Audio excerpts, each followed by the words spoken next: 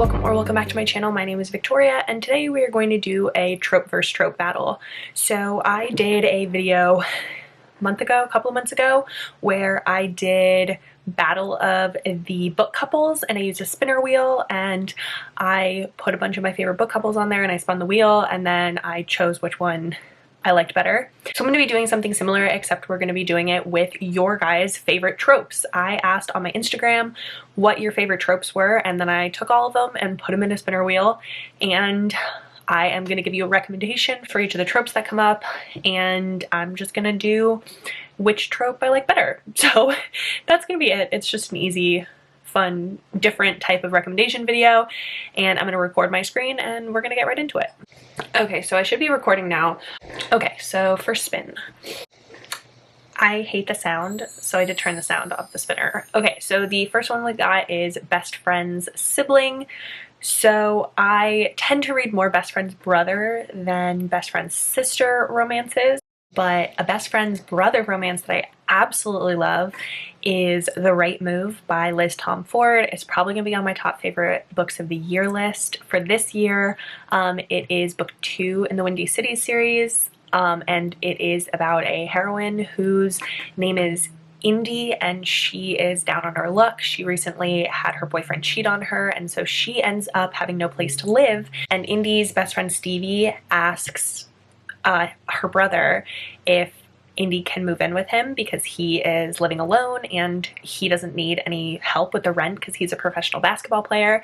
And so he reluctantly agrees, and Indy moves in with him, and his name is Ryan Shea, and he is one of my top book boyfriends of the year ever, and I absolutely love him, and they end up having a forced proximity romance while they live together, and also ends up being fake dating because he tells his coach that he is dating her because he wants to seem more likable to his coach, and his friend told him that he got in with the coach by his girlfriend getting in with him, and so they end up having this absolutely amazing best friends brother forced proximity fake dating romance. It's so good, highly recommend.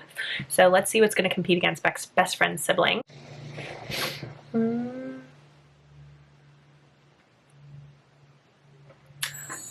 Ooh, age gap. Age gap is one of my all-time favorite tropes. I love them. I'm going to give you a Gianna Darling recommendation because Gianna Darling posted for the first time today in a really long time, and I miss her books, and she writes basically only age gap romances, and so we're gonna go with, let's go with Lessons in Corruption because I'm looking at it right now. Lessons in Corruption is a student-teacher romance with an older woman and a younger man, but the younger man is still more dominant, and it is a darker romance. It's Motorcycle Club.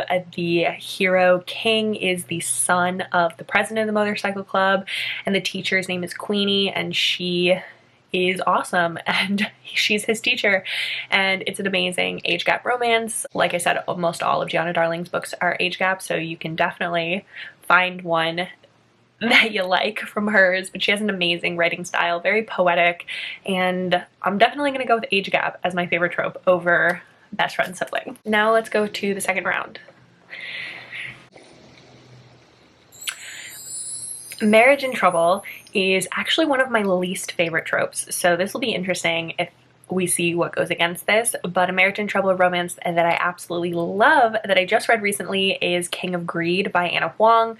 This one came out last month, but the audiobook just came out this month, and I read it and it was fabulous. I gave it 5 stars. It is a romance where they've been married for about 10 years, and the hero has become way too focused on his job, and he's started to completely neglect his wife, and she is feeling just completely forgotten and ignored by him, and it's King of Greed, so he's obsessed with money and power and getting more, and she just wants him to be with her, and she ends up having a last straw kind of moment when he forgets a big anniversary, and she presents him with divorce papers, and he realizes how much he's fucked up, and then he has to try and change his ways and grovel and get her back, and I absolutely loved it. It was so well done.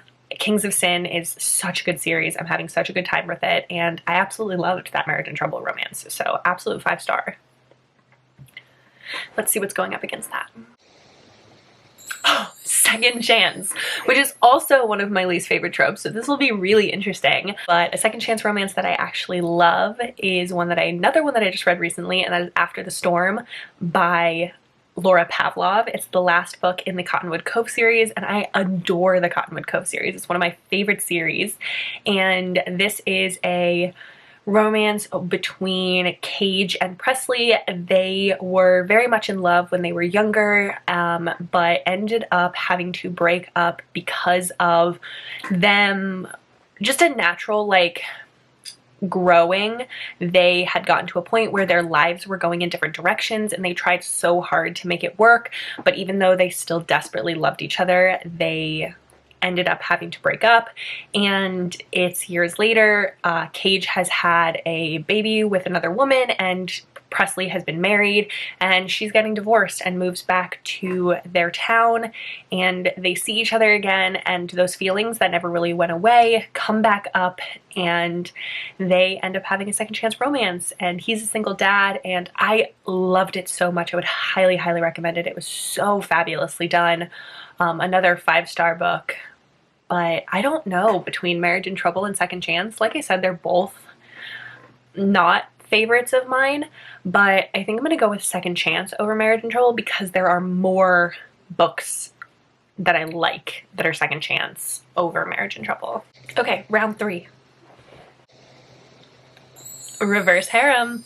I love a reverse harem romance. They are some of my all-time favorite books. I have actually really been on a kick recently with reverse harems, and there is another reverse harem romance recommendation video coming soon, so be excited for that. So I'm gonna go with another one of my favorites of this year, and that is Pucking Around by Emily Rath. This is a contemporary reverse harem where the heroine is a doctor. She is a sports medicine doctor, and she gets assigned to work at this hockey team and ends up having a romance with 2 of the players on the team and then the equipment manager for the team. And it is so, so good. There is a little novella that goes first called That One Night, I think, but the book itself is so freaking good. It is long, but you do get all of the people's perspectives, and it has some of the most amazing communication that I've seen in a romance in a long time, and it's one of my favorite things about the book, and I would highly, highly recommend it. And it's one that's not a dark reverse harem. I tend to read a lot of darker reverse harems, and this one is just a sweet, nice contemporary reverse harem, and it is so good, and I would highly, highly recommend it. So I'm intrigued to see what's going to go up against reverse harem, because that is one of my all-time favorite tropes. So we'll see. Poly, a poly romance. The book that I just talked about, Pucking Around, it is MMFM, so one of the heroes is not with the other 2 heroes, he's just with the heroine, and so that's why I consider that one a reverse harem. I think poly is more when everyone is with everyone, and so a poly romance that I've liked that I'm gonna go with is actually MMF. It's one that I read recently, and it is Rules of Our Own by Jay Wilder, and that is another hockey one. You guys know I like hockey romances, and that one is about a heroine who she was best friends with these 2 guys in college, but when one of them kisses her in college and the other one freaks out with jealousy, she decides to ghost the 2 of them because she refuses to choose and come between them. And so now it's years later, and they're all together at a mutual friend's wedding, and the mutual friend basically is messing with them and wants them to get together, and so she assigns them all to the same room at the hotel, and their hotel is completely booked, so they can't change rooms, and they end up getting forced to get their shit together, and she ends up having a romance with both of them, and they each have a romance with each other. It is a bisexual awakening for one of the heroes, and I had a really good time with it, and I think that I'm going to go with reverse harem over poly. I tend to read more of them. I do absolutely love a poly romance, and I do love when my swords get crossed in my reverse harems.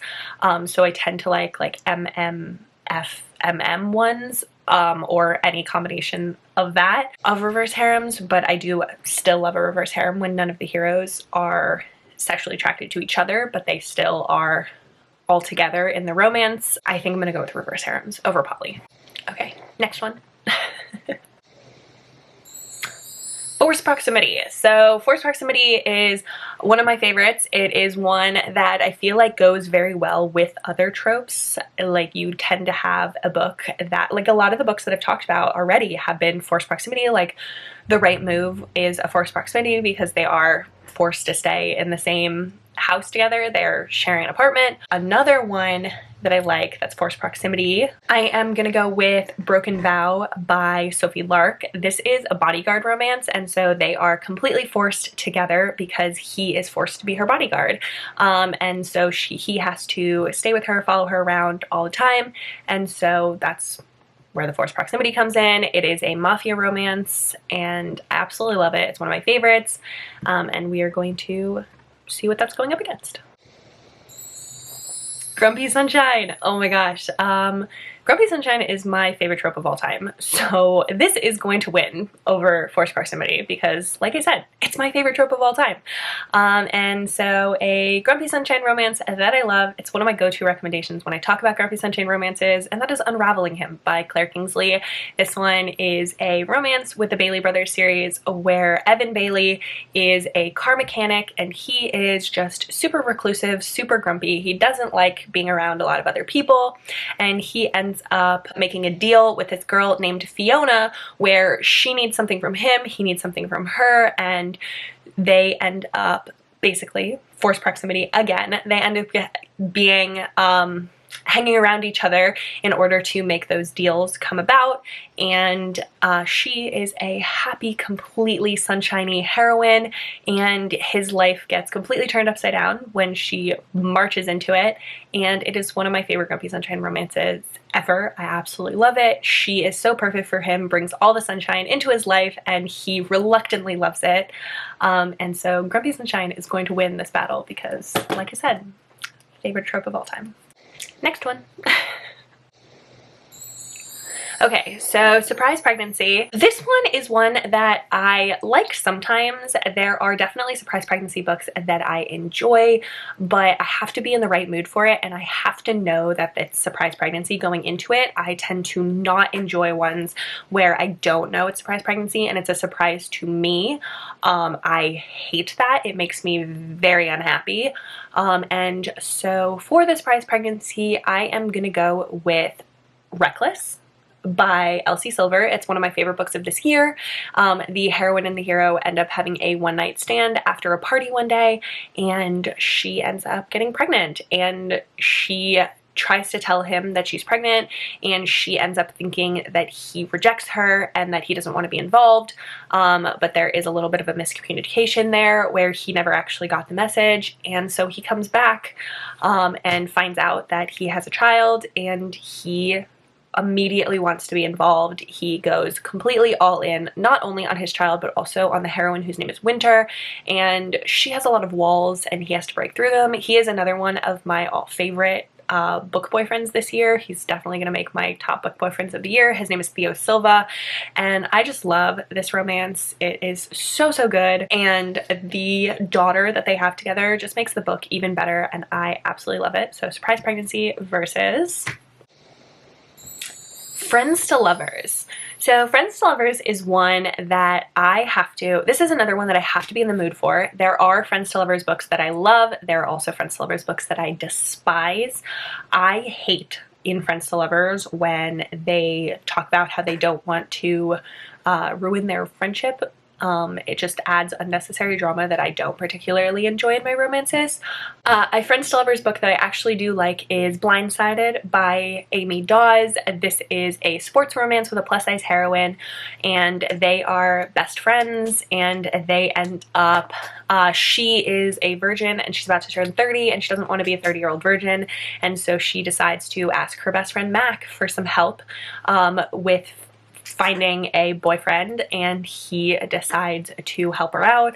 And when he finds out she's a virgin, he offers to be the first one for her, and they have a sex lessons type of trope, and it's one of my favorite books. I don't know friends to lovers versus surprise pregnancy. That's a hard one for me. I think I'm gonna go friends to lovers because, like I said before, with second chance versus marriage in trouble, I tend to have more friends to lovers that I do love versus surprise pregnancy that I do love.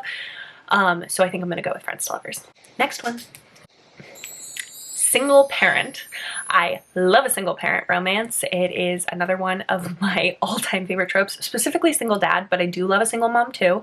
A single mom romance that I absolutely loved recently is Shadows of You by Catherine Cowles. It's book 4, I think, in her... Ooh, I don't even know what that series is called. It starts with Whispers of You. I absolutely loved it. It is a grumpy hero and reclusive hero and single mom, and she ends up being in danger, and he drops everything to make sure he can stay with her and to take care of her and keep her safe. He has a really adorable relationship with her child, and it is just such a cute, sweet romance. One of my favorites. This is going to be interesting to see what we get versus single parent, so let's see what's going against that. Dad's best friend. Dad's best friend is a trope like surprise pregnancy that I definitely have to be in the mood for. I have to be in the mood for the drama and the angst that comes with that. One of my favorite Dad's best friend romances is actually a novella. It's Second Semester by QB Tyler. It's my favorite QB Tyler book that I've read, and it is one where the heroine works at a law firm as kind of an intern, and it's her father's law firm, and she ends up having a romance, and it's another sex lessons one, and she ends up having a sex lessons type romance with the other partner, one of the other partners at the firm, who it happens to be her father's best friend. It is age gap. It is so spicy and steamy and so good, and I really, really love it. So I'm definitely going with single parent over Dad's best friend, but Dad's best friend can be a really fucking good time. Next one.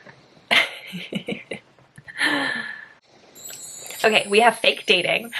Fake dating I tend to like, however, there have been so many this year. Like, it is the #1 trope this year, for sure. We have had so many fake dating romances. I do love a fake dating occasionally, but not when it gets super overwhelming. A fake dating romance that I do absolutely love, though, is one of my top favorite books of last year, and that is Blindside by Candy Steiner. This one is actually another sex lessons one, now that I'm thinking of it, but it is a romance between a heroine who is the PR manager for, or the PR intern for the college football team that the hero plays on. The hero recently broke up with his girlfriend and he wants to get her back, and the heroine has the crush on this guy on campus, and so they decide to fake date in order to make the people that they actually want jealous, and they end up falling in love with each other. And like I said, it is sex lessons.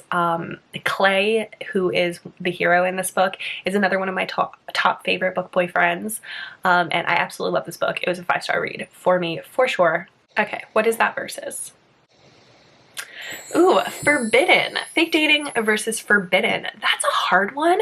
I love a forbidden romance. I think it adds so much to a romance, and I think that it's really cool because there are so many different levels of forbidden. Like, it can be like forbidden because, I mean, age gap can be forbidden. It can be forbidden because student teacher. It can be forbidden because they play on the same team and it's against the contracts. It can be forbidden because they work together. Anything can be forbidden, and I do really love this. I think it adds so much to a romance. A forbidden romance that I love is one that's been on my mind a lot lately, so I'm gonna have to go with that one, and that is Real by Kennedy Ryan. That one is a actor and a director. So the heroine is an actress in the film and the hero is the director, and it is a absolutely amazing romance, but it is slightly forbidden because the hero has had problems dating his actresses in the past, and so he is specifically told not to date anyone from the movie, but they can't help each other and they have an amazing, amazing romance. It's one of my favorite books ever, and I would highly, highly recommend it. So forbidden versus fake dating, I do think I'm going to go with forbidden, just because you can get so much more from forbidden than you can from fake dating. Okay, next one. Okay, we have enemies to lovers. I love an enemies to lovers book. I tend to be the kind of person who likes enemies to lovers more than friends to lovers. It's just so much more fun. I do think that true enemies is hard to find, but I do tend to put rivals to lovers and dislike to lovers under enemies to lovers. I tend to just blanket statement enemies to lovers. But it is one of my favorite tropes for sure. An enemies to lovers book that I absolutely love. I'm going to go with Brutal Prince by Sophie Lark. I think I have to go with this one because this one is a true enemies to lovers. They absolutely hate each other. They are on opposite sides of the mafia. One is from the Italian mafia and one is from the Irish mafia, and their fathers forced them to get married. So it is a forced marriage romance, and they despise each other. And so much so that they try and kill each other. Like, the heroine tries to kill the hero 100%, and they despise each other, and then they end up falling in love after they get married, and it is so, so good. So good. I absolutely love it. So what's that gonna go against? It's gonna be a difficult one. Fated Mates. Enemies to lovers versus fated mates. So fated mates is a really fun trope. This is another one where I kind of have to be in the right mood for it because fated mates comes from paranormal and I have to be in the right mood for paranormal, but I do absolutely love a fated mates trope. One that I really, really love is the Tyrant Alpha's rejected mate. This is a rejected mate trope, but they are absolutely fated mates. So this is a werewolf romance where the hero is the alpha of the pack and the heroine is very low on the pack hierarchy. She is disabled, and so the other people in the pack think that she's super weak, and so she one day announces she feels the mate bond, and she announces that she is the alpha's mate, and he immediately rejects her, and he's like, no you aren't. But he realizes that he was wrong and that they are actually fated mates, and he feels shitty, and he has to spend so much of the book groveling in order to get her back. He realizes that she is not as weak as he thought she was, and that she is actually a badass and really amazing and capable, and it's a really, really amazing book. Okay, so enemies to lovers versus fated mates. I think I'm gonna go with enemies to lovers. I just, like I said before with some of the others, is that I just tend to read more enemies to lovers more versus fated mates, but fated mates is still such a good trope. Okay, so we are down to the last two. So we obviously know what we're getting, but let's spin anyway. So the first one is arranged marriage. Arranged marriage is one that I don't read very often. I tend to get arranged marriages in historical or in mafia, but an arranged marriage that I really, really love is actually a contemporary that I'm going to talk about, and that is King of Wrath by Anna Huang. This is another one in the Kings of Sin series, like King of Greed. This is book 1. King of Greed is book 3, but you can totally read these as standalones.